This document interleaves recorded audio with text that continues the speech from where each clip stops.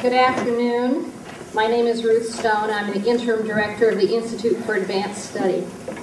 On behalf of the Institute for Advanced Study, I'd like to welcome you and welcome Peter Turnley, our distinguished speaker for this afternoon.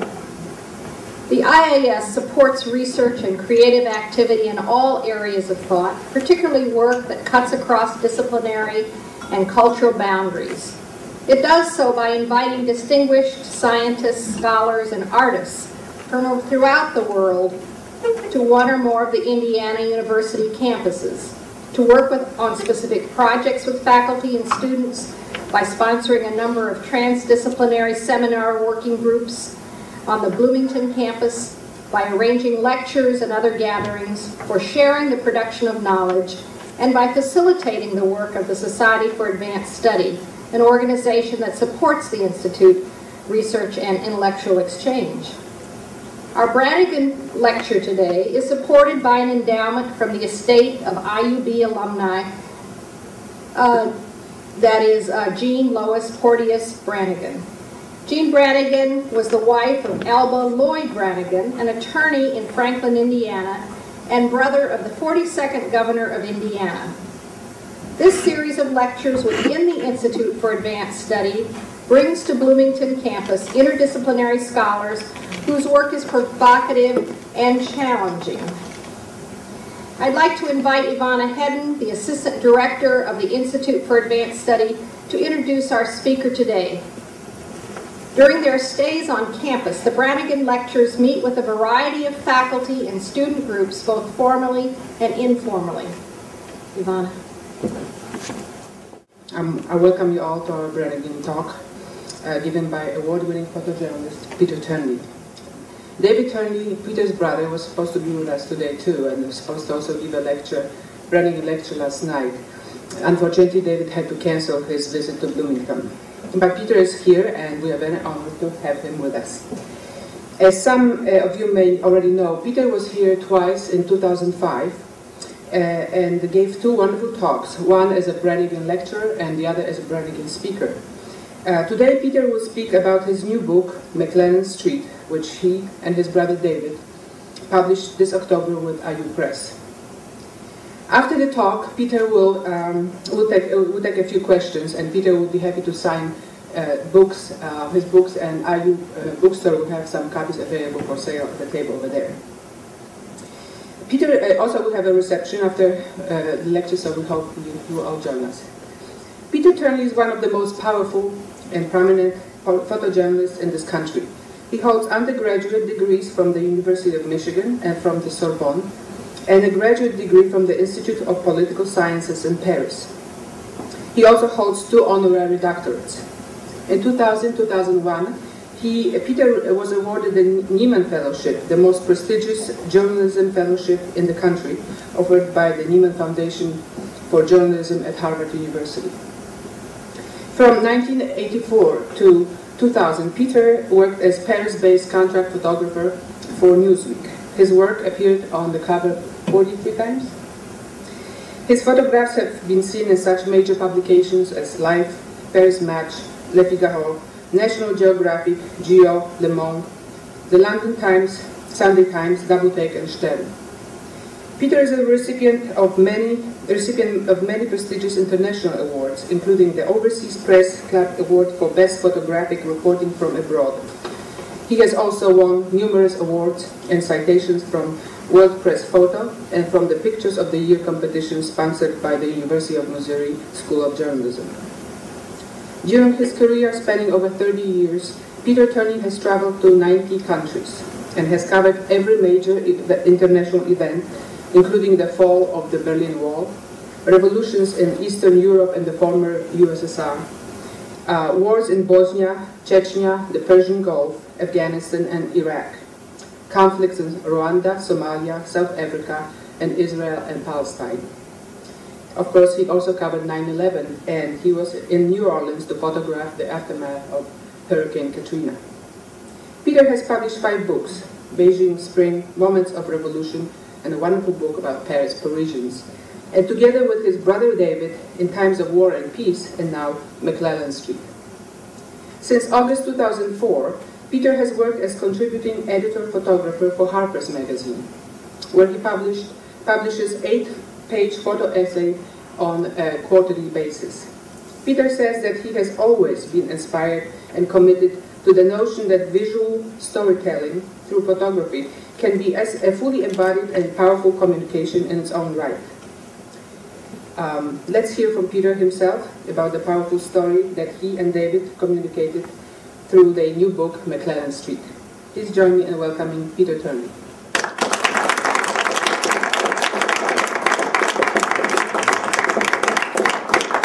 Thank you very much, Ruth and Ivona. I couldn't be more grateful to the Institute for Advanced Study for their support of this project, this book, McClellan Street, published by Indiana University Press. I also couldn't be more grateful to Indiana University Press for having signed on to publish this book. This is, in many ways, a sort of dream come true. 35 years after the work that you're going to see today was created. I was thinking as I was getting ready to begin this talk about where I was and about the fact that I'm standing in a room in Indiana University in the state of Indiana, where I was born and where I grew up, but where I left, frankly, very quickly after when I was in college and then immediately after I graduated from college. And I was thinking how life has some interesting moments in its evolution, and how maybe in some ways this book, McClellan Street, offers me an opportunity to have a certain reconciliation with my home state, a state with whom I feel like I've had a love-hate relationship for most of my life. A love relationship based on the fact that it was where I brought up, where I had very loving and nurturing family, a place that I think of with fondness when I think of the common decency of people, hardworking down-to-earthness, a sort of straightforward nature, and a sort of notion of much more complex web of values than what I think the nation as a whole and the world attributes to the places like Indiana and the heartland of this country. The hate relationship probably comes from a sense that where I grew up was sometimes rather provincial and maybe too conservative for my taste. I'm not very proud of the fact of the historic political traditions of this state that in my mind have always been too conservative and maybe in some ways narrow-minded. On the other hand, as I now have moved forward in my life after I left the state of Indiana to go to college and then moved to Paris in 1978, where I lived full-time for the next 28 years, while I traveled as a photojournalist. Now I live in New York City most of the time. I maintain a small residence in Paris that I visit quite frequently during the year, but I'm now living in Harlem in New York, where from which I perform my professional life now. And it brings me a little bit to the backdrop of this project, McClellan Street, and what got me and my brother David to the place in our lives where we made these photographs. And one of those realities is that in my own family life, my father and mother were, I think, quite progressive in their political points of view. They hadn't traveled the world a lot.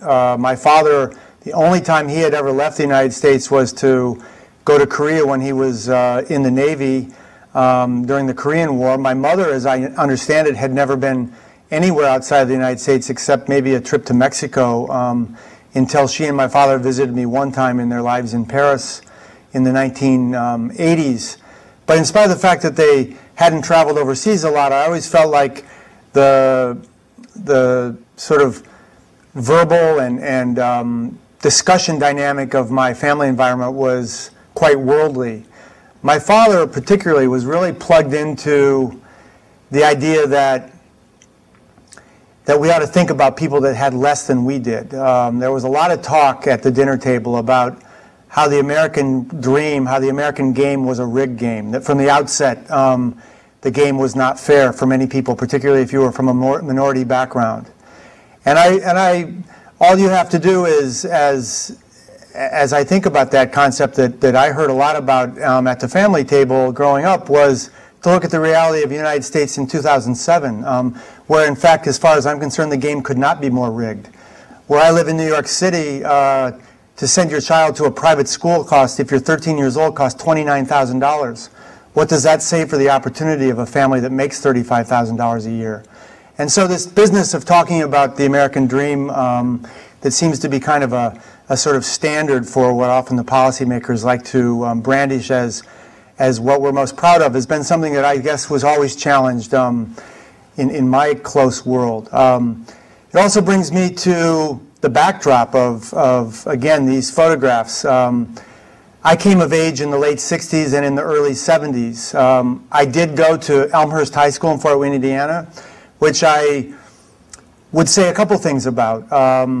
I would say that it was probably one of the most mediocre public educations one could have in the United States. And at the same time, I feel incredibly lucky and proud of the fact that I went to a high school that was one of the first high schools that was integrated by busing in the late 1960s, and that the student body of my high school was incredibly diverse. My student body's population was about 30% black. And as I moved forward in life, and I went to the University of Michigan, and then I went out into the world and met a lot of people that went to some of the nation's best prep schools, the best Ivy League schools, I feel really lucky that, in fact, the backdrop of my life was a backdrop that really represented the rainbow of social color, race, ethnicity of this country. And I think that was something that was an incredible, almost luxury that I cherish. Some of the other backdrops of these pictures were a couple things that went in different directions. One was that, and I need to back up a little bit. I don't want to in any way take full credit for either this talk or this project or your being here today. My twin brother David deserves certainly as much credit, at least half of the credit, as I do. This project and book, McClellan Street, is a book that we did together, and I'll talk a lot more about that in a very, I think, joyful way. But as I said, both my brother and I, David, we were from a family of 4 children. We were the youngest. And the only way that we really knew how to express ourselves was through sports up until both of us were about juniors in high school. I played every single sport and was busy every night after school with some form of a sports practice. Then in my junior year of high school, I had a serious knee injury, a ligament tear that put me in the hospital. And for the first time, I realized that I wasn't going to be the great athlete that I aspired towards. And while I was in the hospital, my parents, and I don't know where they had the good sense or knowledge or intuition to have even known about this person, but they brought me a book by the great French photographer Henri Cartier-Bresson, who many people think was the greatest photographer of the 20th century. And while I was in the hospital, I looked at the photographs of this book. It was a book called The Face of Asia. And what really struck me was how this man had indicated to me through his images how much daily life, how much the moments that we otherwise think of often as mundane and banal in the continuum of daily life that we walk by, how much if you kept your eyes open and your heart open, that at one particular moment in time during those mundane, banal moments, that there would be a group of elements and poetry and magic that would come together in what he called the decisive moment. And his images revealed to me that maybe if I would just open up my eyes and my heart to my own environment, that there was a lot more of wonder in life for me to seize upon than what I had been thinking.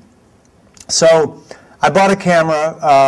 This was in the fall of 1972, and I immediately started to drive down to the inner city, essentially the black inner city of my hometown of Fort Wayne, Indiana. I don't know how many people know Fort Wayne, but I actually don't think that if you were going to be on a national theater today and talk about America, that in some ways you could find a locale that would be more representative of a mid-size industrial city in the United States than Fort Wayne, Indiana. Fort Wayne is a city, an industrial city, a sort of feeder industry city to the automobile industry in Detroit. City, I believe, about 175,000 people, if I'm not mistaken. During my youth, it was a very vibrant city with a lot of economic dynamism, a lot of factories that were busy, and a lot of, as I recall, full employment. The downtown area of Fort Wayne was a place I remember the Christmas windows of the department stores, places like Wolf and Dessauer's in Fort Wayne, that just had beautiful Christmas displays, and you really had a sense of the downtown being a focal point of community life. And then that began to change, like it did everywhere else in the country, in the late 60s with the advent of the shopping mall, where suddenly all of the economic life of cities began to go out to the outskirts of towns, and the inner cities and downtown areas began to die. There has been a bit of a resurgence of life in Fort Wayne in the downtown area in recent years past, and I know that the city and the policymakers and planners of Fort Wayne have done a lot of work to try to reinvigorate the life of the downtown area. So this brings me to then back to this junior year of high school, 1972. Let's think about what the backdrop of that time was. We were in the middle of the Vietnam War.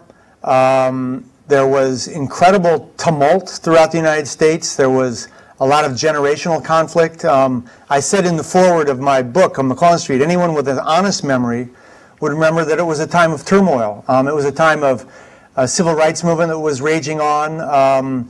Young people really didn't agree with the values of their parents in many ways. This was any of us that remember that were sort of coming of age at that time would remember that it was a time of a lot of familial strife. There was also the beginning of feminism, and worldwide there were sort of youthful movements of promotion of change, like in France in 1968, where there was almost a genuine revolution.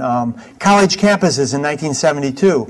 I remember distinctly, my older brother was a freshman at Harvard in 1968. And I remember, he was a hardworking student. He wasn't a square or a nerd. He played sports. He was on the tennis team, on the football team, but he worked hard in school. He was a good student. And based on his own educational prowess, he was admitted to Harvard. And that was in many ways a long ways away from Fort Wayne in 1968. And I always remember that winter when my older brother came back from his first freshman year at Harvard, and my father took he and my brother and I to the YMCA downtown where my father would work out for some exercise. And my older brother at that point came home for Christmas of 1969 with his hair down to his shoulders, wearing khaki military clothes. And I distinctly remember my father having to explain my older brother to his friends at the YMCA, his friends from the Rotary Club, and because people weren't used to seeing people with long hair, and these were sort of, this kind of sort of texture was really part of what life was like in America at that time. And so when I bought the camera, I started to drive down to the inner city, and it really opened up my world. Suddenly, for the first time, I began to be able to express myself in a way that was other than sports. And the camera became two things that it has always been ever since for me. One was a pretext, a tool, a vehicle to enter new worlds. I began to, on a nightly basis, I would go to pool halls, taverns, gospel churches, enter people's homes, often African American. And not only was it this sort of tool to enter new worlds, and then secondly, maybe most importantly, it became an opportunity for me to share my response to what I felt and saw. And I want to underline that notion of sharing. I think that, You know, how many times, this is a word in our American and English vocabulary, how often do we use it in our society? We hear a lot of talk about success, we hear a lot of talk about work, we hear a lot of talk about material life, we hear a lot of talk about winning. How often do we talk about sharing? And just if we think about it, what could be more at the core of the essence of our lives? All love relates to sharing. Every relationship has to do with sharing. And photography at its core is all about sharing. And that's a word that I want to underline because I don't think it's discussed a lot, even in photographic communities itself.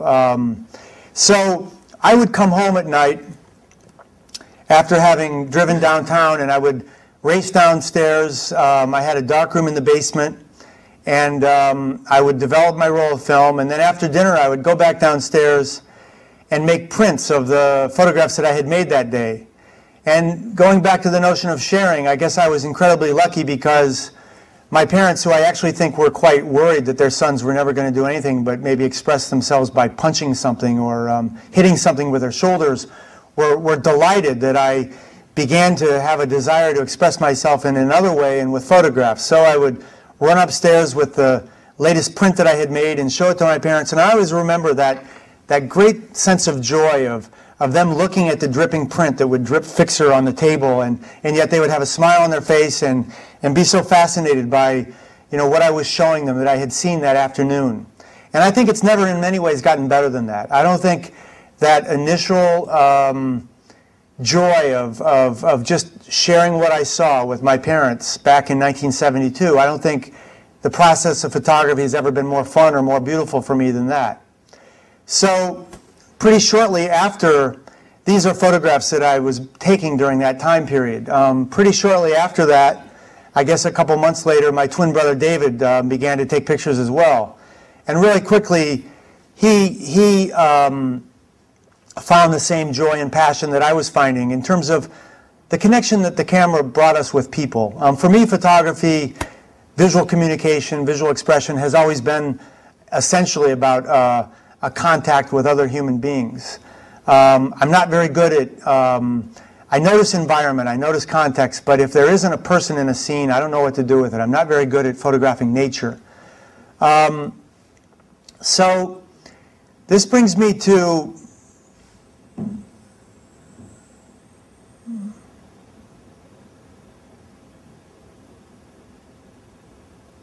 this was my high school graduation in the spring of 1973. Few other references for those that remember. This was the time of Superfly and Shaft. People wore really flamboyant, beautiful clothes. There was a lot of flair.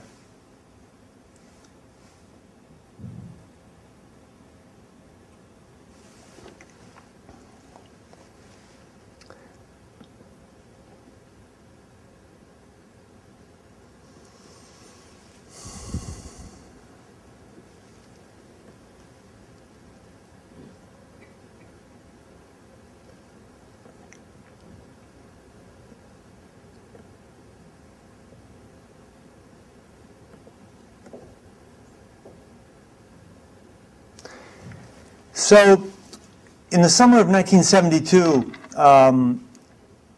in between my junior and senior year of high school, one of the two of us, and I literally don't remember, one of the two of us had won a National Scholastic Photo competition for a photograph that included an older man sitting on a bench in downtown Fort Wayne, Indiana.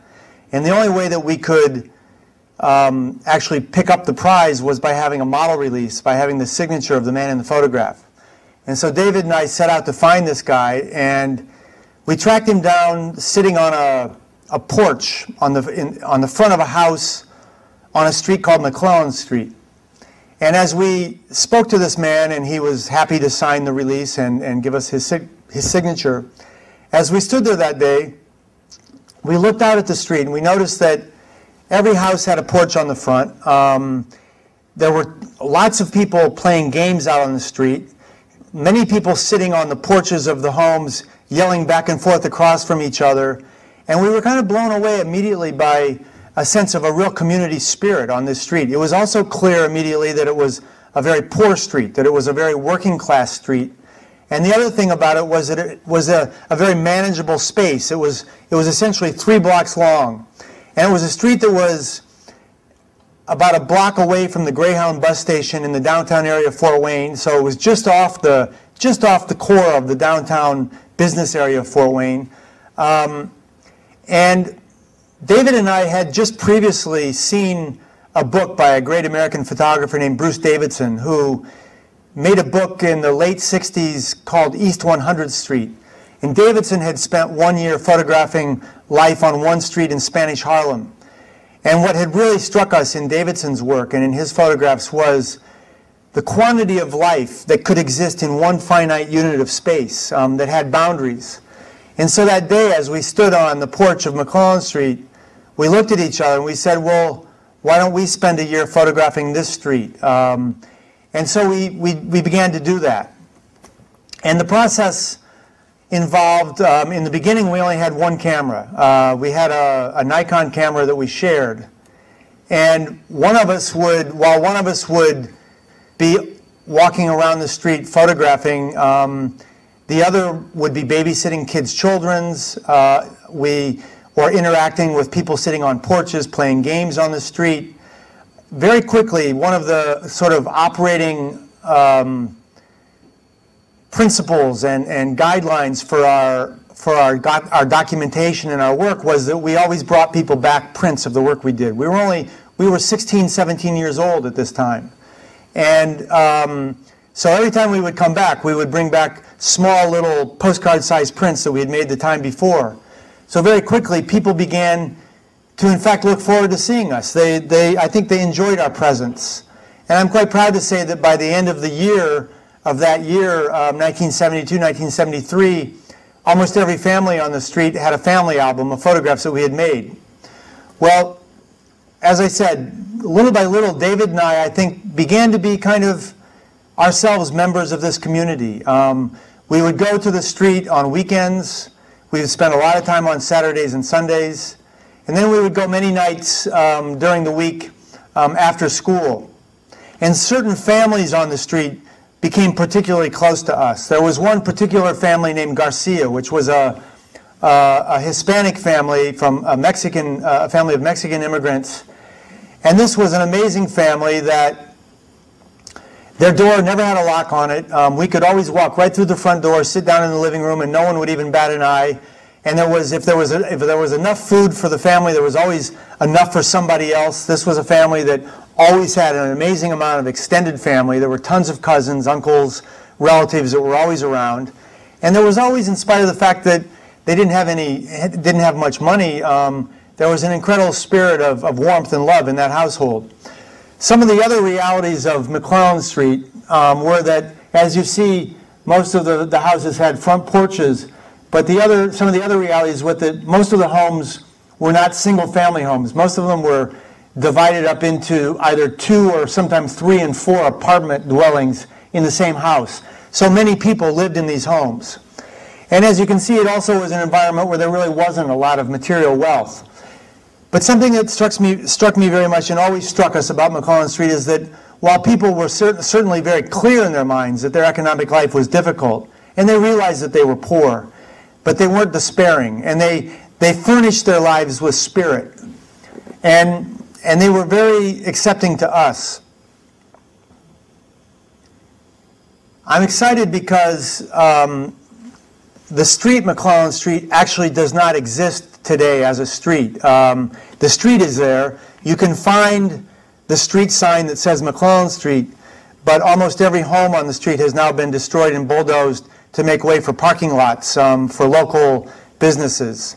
And tomorrow night, I'm going to be giving a talk in Fort Wayne about McClellan Street, and I'm really excited because the local newspaper the Journal-Gazette has published a review of the book, and suddenly old residents of the street are sort of starting to come out of the woodwork and sending me emails. And the Garcia family that I spoke about, who I have not seen now in literally 30 years, they're going to be 10 strong there tomorrow night, and actually apparently a couple of them are driving all the way from Texas to be there. A little girl I'll come back to that later.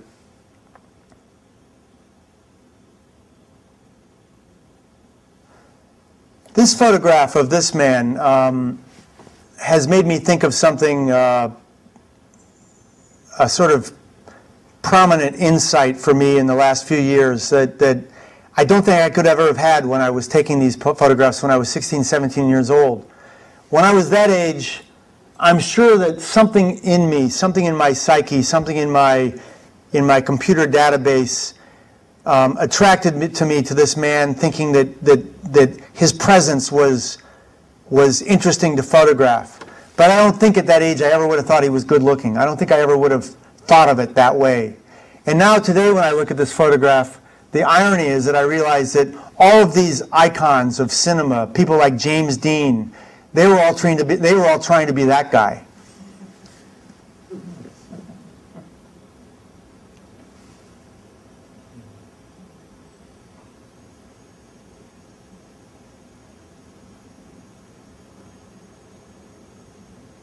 I love the fact that this was a time, let's think about it, how much history has transpired in 35 years.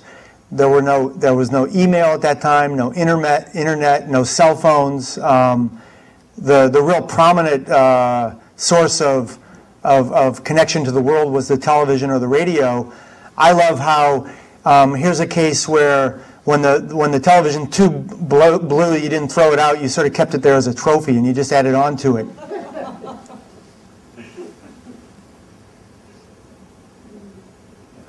This was a day and age of milk cartons.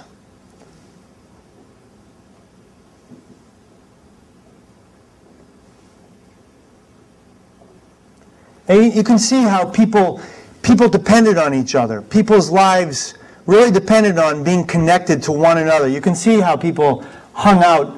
Almost, I noticed this photograph, and it strikes me how the two women are almost hanging on to their house, that the house represents this kind of foundation for them of something they can lean on, something that protects them, something they can count on, one of the few things they could count on.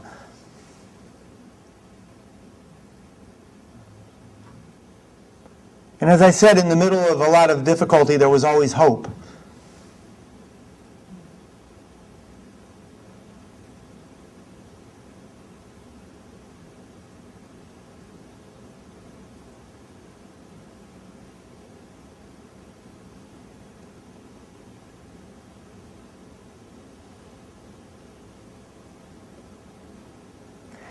This was the father, not the grandfather, of this young man.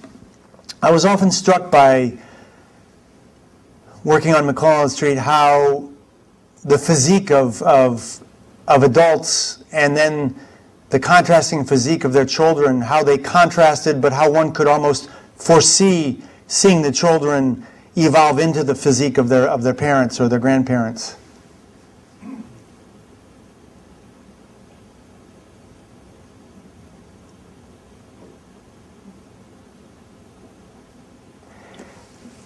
These were children of the Garcia family, and the young woman, the young girl in the middle of the picture who's holding a baby, her name is Hopi, and I think she was only about 5 years old when I made this photograph, and I just sent an email to her brother a couple days ago asking how Hopi was doing, and he sent me an email back saying that she's going to be in Fort Wayne tomorrow night and that she now has 5 children ages 17 to 22.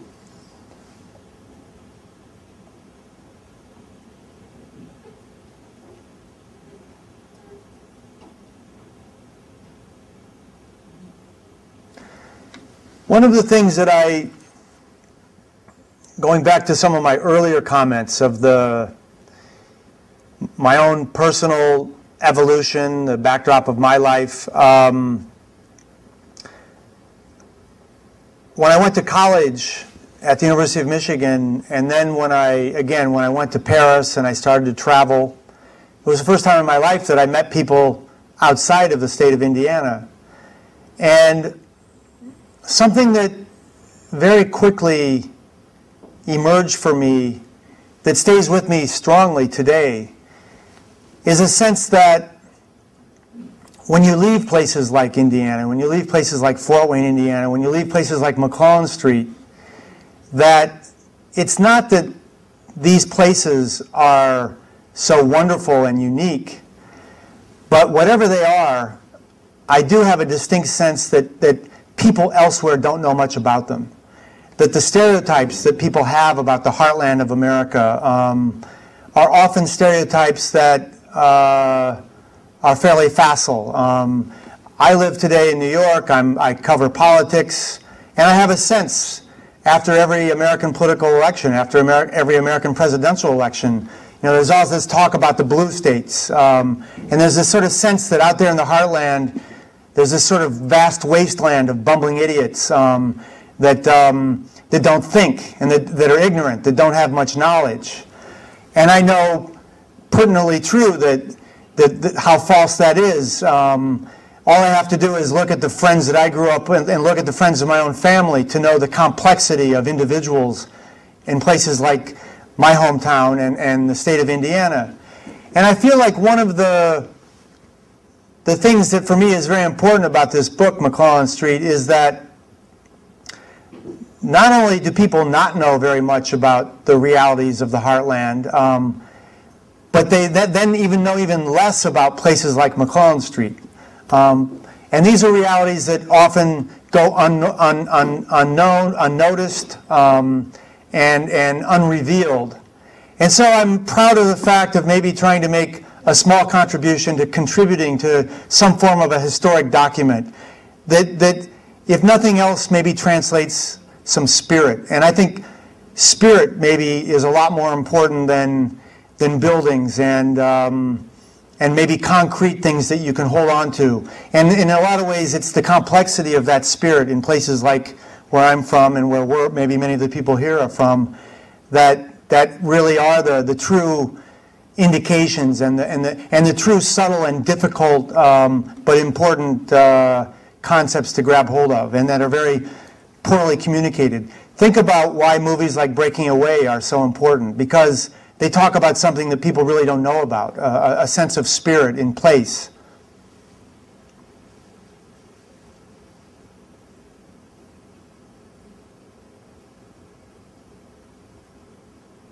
And I think that what I just said, it maybe wouldn't make that much difference if it was just about the fact that people didn't know the realities. But what is dangerous is that I think this sort of concept that people are ignorant and don't really have the ability to grapple with difficult, complex concepts, which is, as we all know, not true, that has some really difficult consequences. I've later in life gone off and covered things that are really gray and complex, but affect the realities of every one of us in this room and everybody in this nation. I covered the war in Iraq in 1991. I covered the war in Iraq in 2003. And one of the things that always distresses me is that I'm absolutely certain that if someone sitting in an armchair or on a sofa in Iowa City, Iowa, had the chance to digest the texture of events in Iraq, not to have it explained to them in some sort of facile, simplistic, black and white way, but to literally give them the opportunity to digest what does something look like, that they're smart enough to figure out for themselves the texture of events and how to make up their own minds about how things look and how they feel. And I have a sense that too often people in the heartland of America are not exposed enough to those subtle and complex realities, the grayness of life, that really comes down to what the crux of the matter is all about in terms of often enough difficult political decisions and dynamics that affect all of us.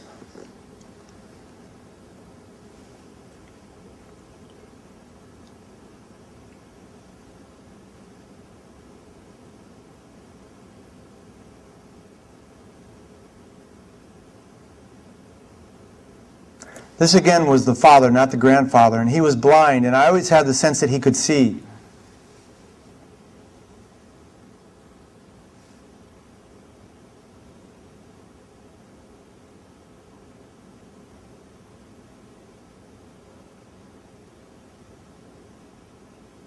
If there's anything that in some ways distresses me today as a visual communicator, it's the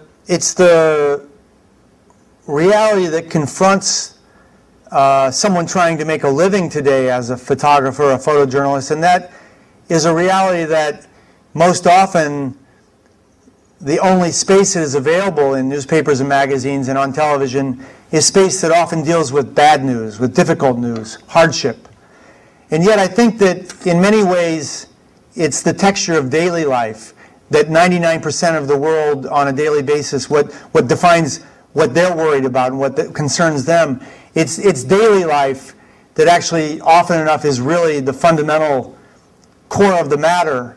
And yet I don't think in a kind of public general way of communication that we're very often exposed to the daily life of people around the world. And if you would say to me right now, Peter, we're going to give you the opportunity to trade places with Bill Gates, and you're going to have Bill Gates' annual income right now, what would you like to do with it? I know one of the things that I would do would be to create some form of a publication. I don't know if it would be in print form, multimedia, television, maybe all of the above, that would deal with the texture of daily life around the world. And it would give an opportunity for photographers and visual communicators to make photographs and images that didn't deal only with the dramatic moments of life, but the texture of those mundane, banal daily life moments that occupy, as again, what I said, about 99% of most of our lives.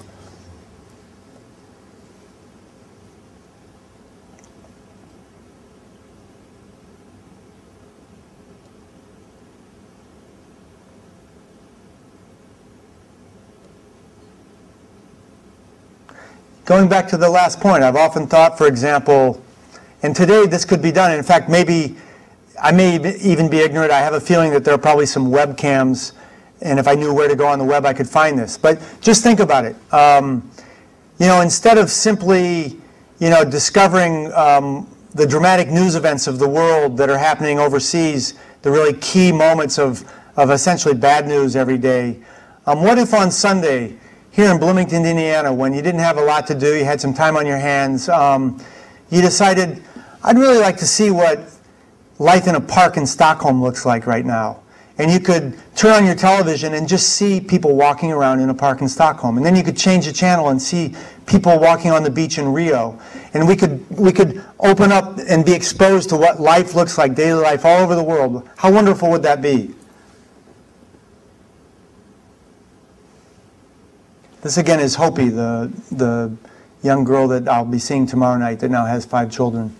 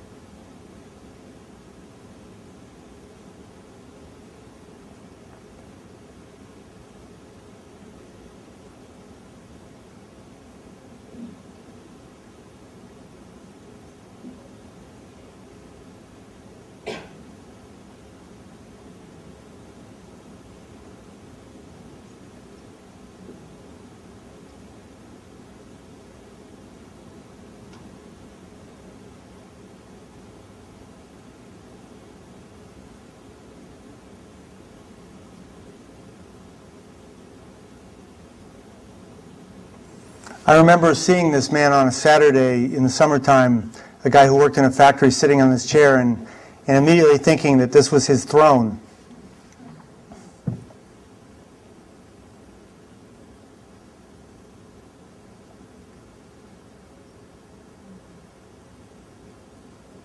Man has a tattoo on his forearm that said, "Forget hell." And I never knew exactly what that meant exactly in his mind and where that was from. Many of the men on the street had been in Vietnam. A lot of them were Vietnam veterans. The street was overall essentially white, Appalachian, and Hispanic. There were very few blacks living on this street. Most of the people were very working class, a combination of people that were both employed and unemployed, a lot of factory workers.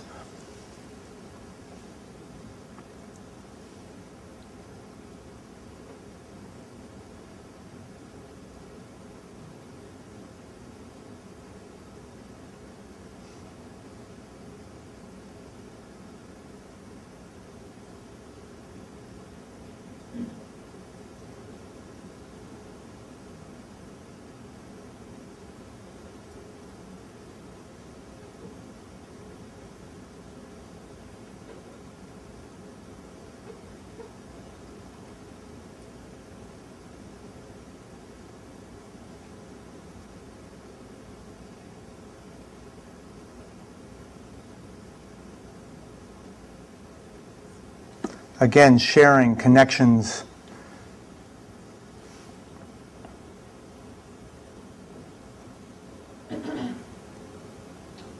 This was a woman I remember who was a very elegant woman. It was clear that, speaking to her, that this was a woman that, at least at one point in time, had really seen a very luxurious and very posh and very fast-paced life. I think she had been the wife of a big-time gambler.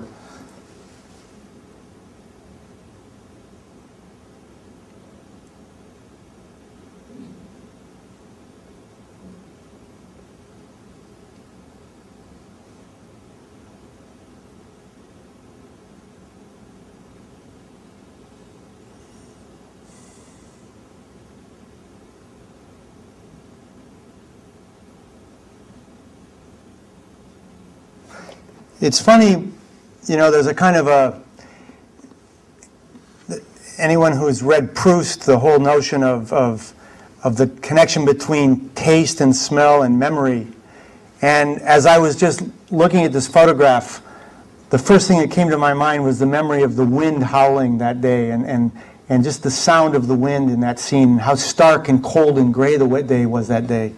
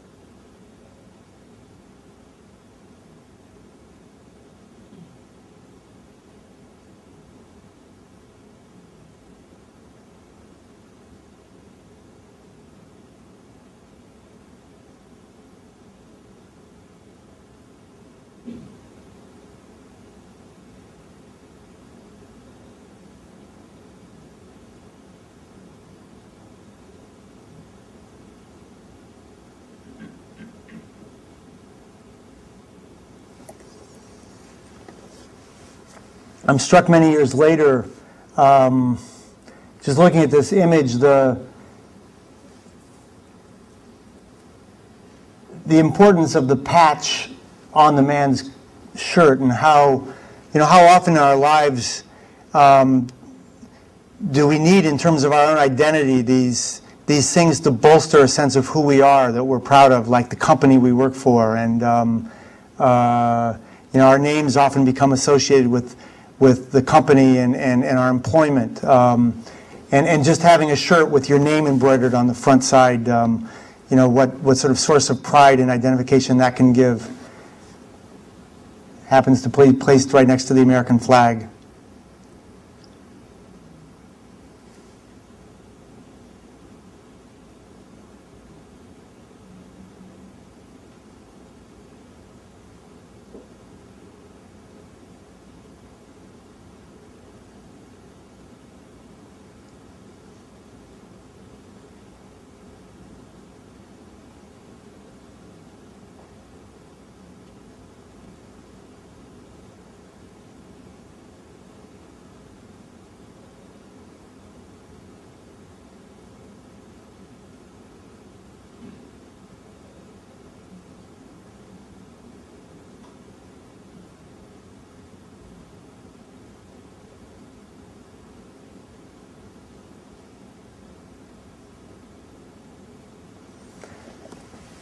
And before I finish, I would like to thank from the bottom of my heart Indiana University for having had me here the last 2 years.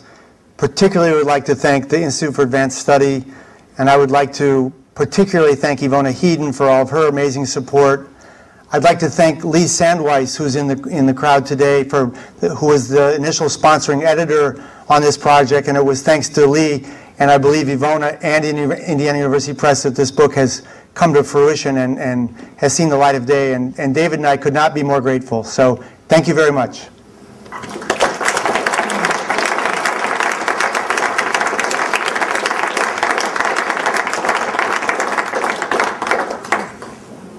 We'll take some questions if anybody would like to ask questions. But it is true that I would say the dominant moments were in the spring, summer, and fall of that particular year.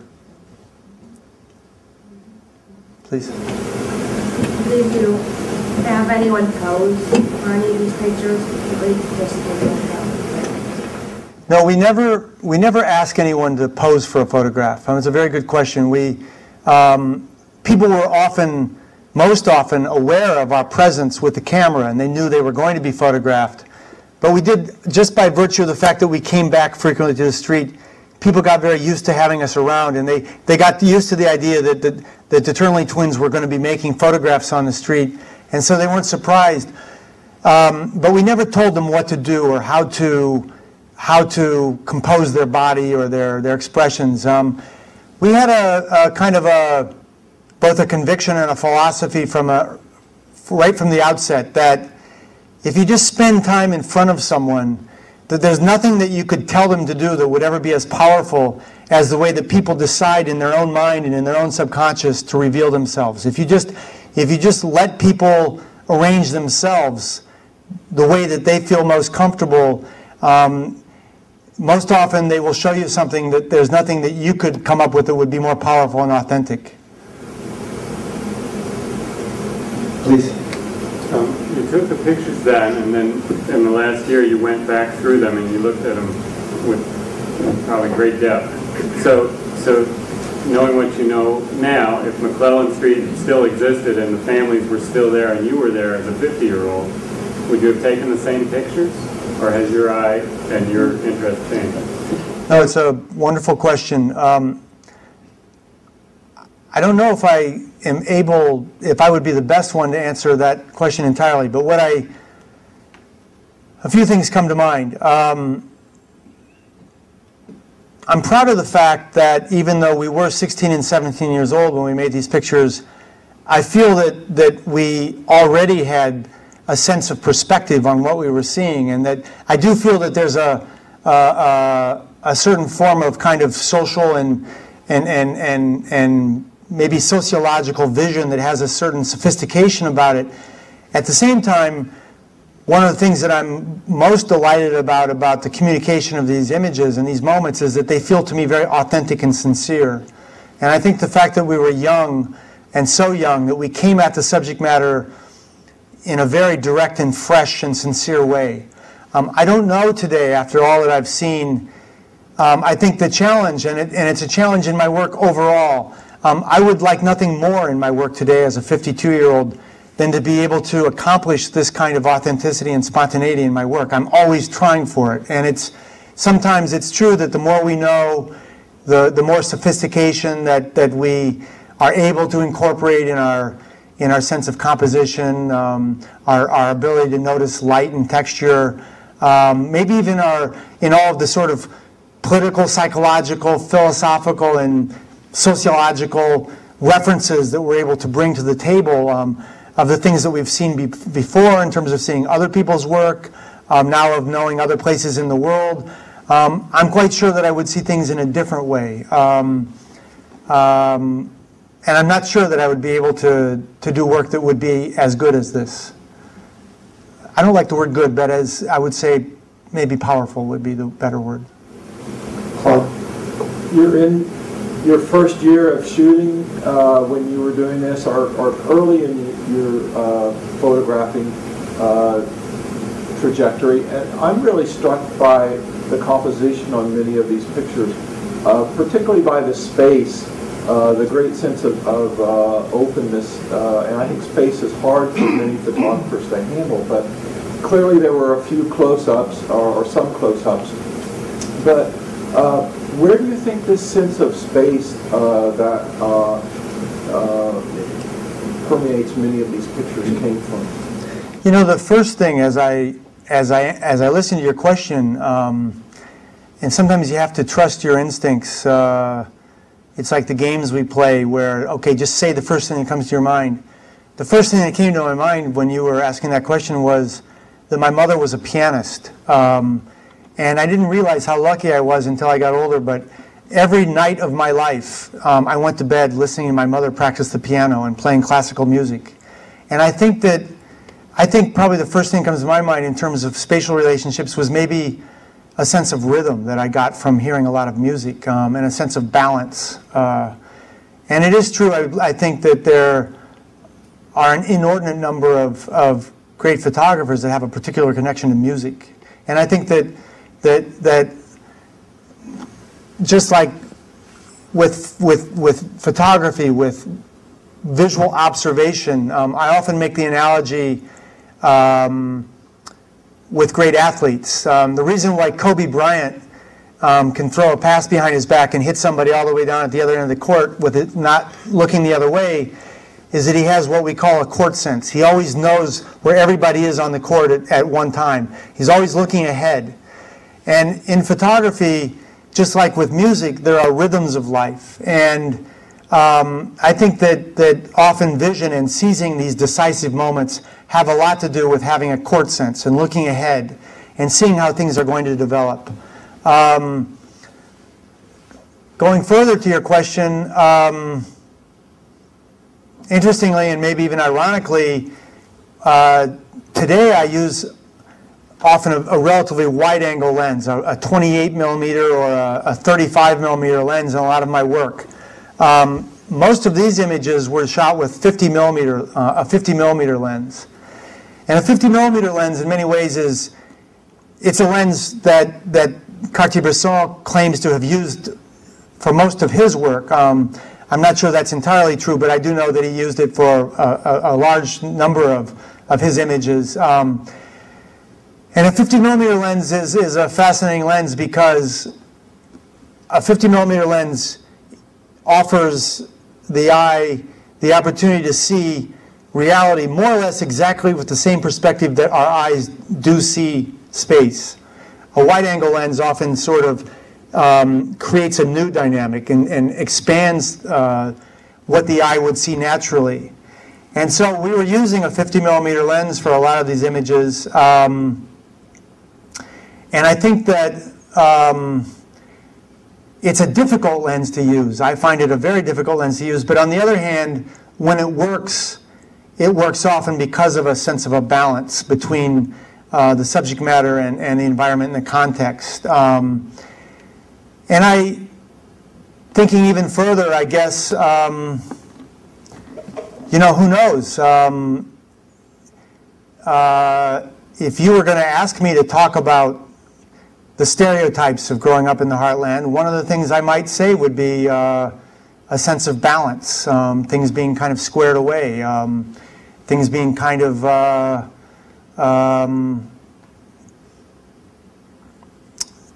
things being a little bit in place, not necessarily a real sense of chaos, and so maybe the own sort of, you know, I was really fortunate to grow up in a family that was very loving and where there was a sort of a sense of balance, and so I feel like maybe some of these compositional reflections or remnants of my vision maybe have a little bit to do with an inner world that felt kind of at peace, I suppose. Many of your subjects seem to exhibit what I guess I would describe as a kind of pensive repose. Is that something you were, as it were, selecting for in the process of looking for particular shots? Well, I'm going to steal that that little phrase, pensive repose. I like it very much. I'm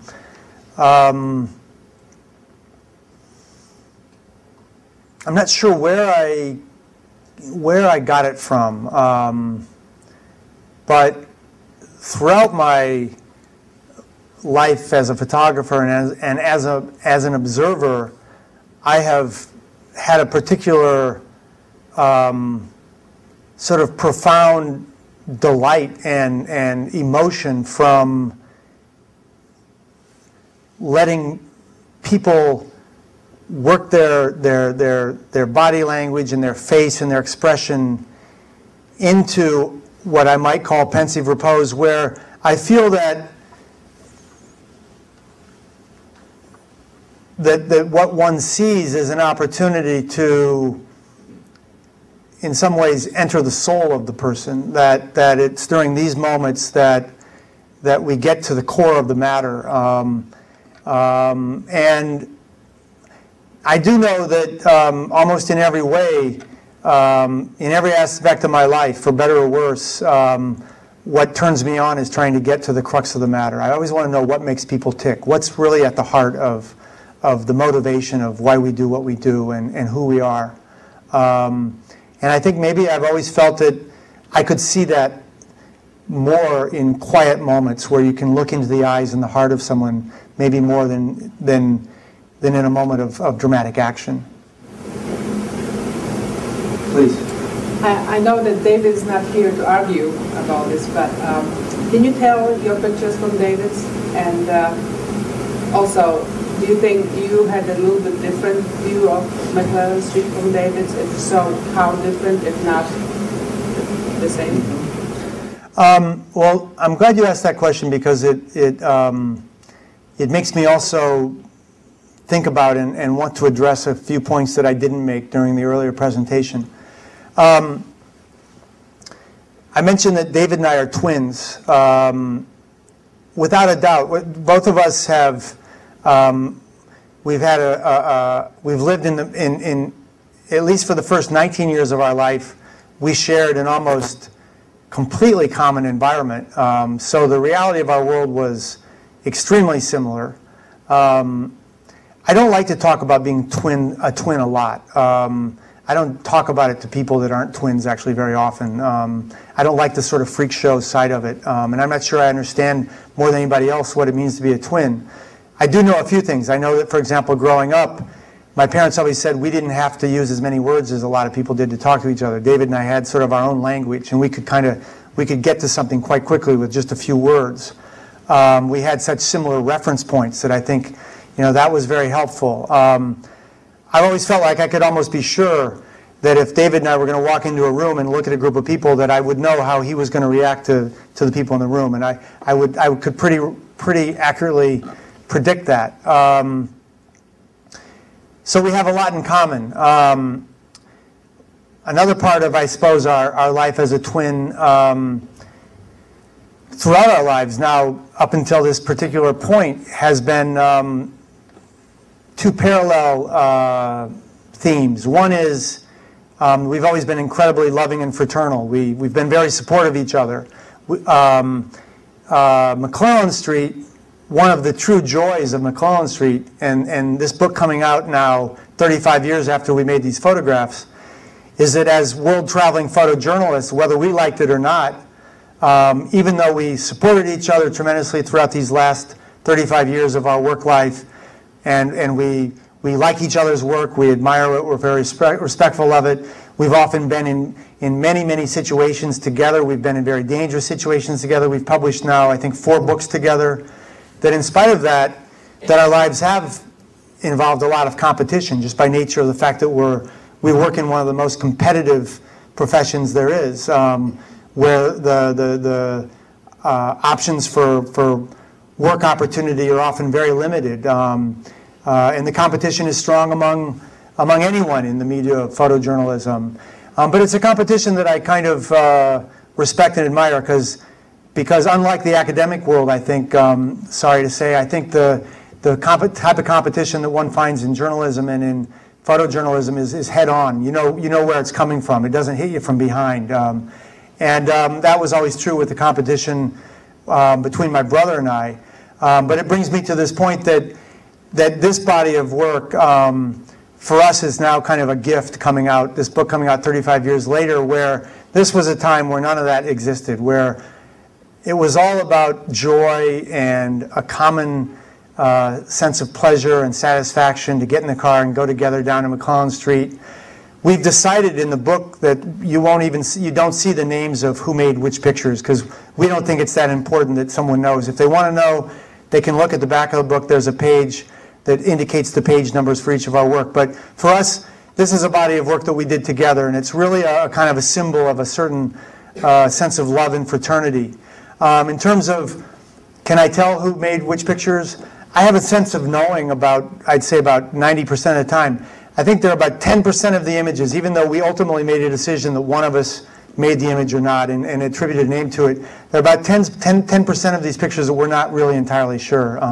A few of them, one of us thinks, and ironically, it's not the ones where I would say, no, that's my picture, not yours. In each of the 10% of the times, it's ones where we think, well, no, you must have taken that, not me, and giving each other, the other one, the credit for it. So it's kind of nice. Please. How did you go about getting people's permission to take their pictures on McClellan Street? And was it difficult? Were people resistant? It wasn't very complicated. The question was, how did we go about getting people's permission to photograph them on the street, and was it difficult? It actually wasn't very difficult because it was really sort of straightforward. We would simply just, in the very beginning, we would walk up and down the street. This was a 3-block long street, so it wasn't hard to notice us. You saw us very quickly. If you didn't live on this street, anyone who didn't live there would notice someone that wasn't from the street very quickly, because for newcomers and outsiders were very noticeable. So it didn't take long for people to see that we were around.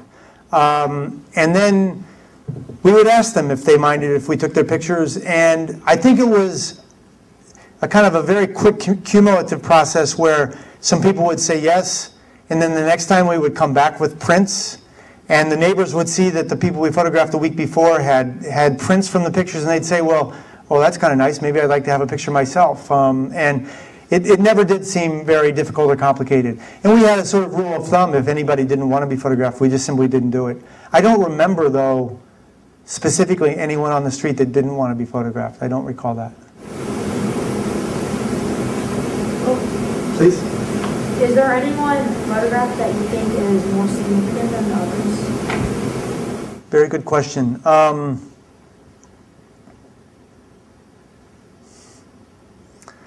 You want the honest answer or not? Well, I actually, and I said, and again, I'm not trying to be Pollyannish. This is not my photograph. It's David's. But I would argue, and I'll go a long ways, I think this is one of the greatest photographs in the history of photography. I think this is a tremendous photograph. I have rarely ever seen a photograph in the history of American photography that depicts such dignity and elegance and power of people that have so little, and so much love and so much simplicity.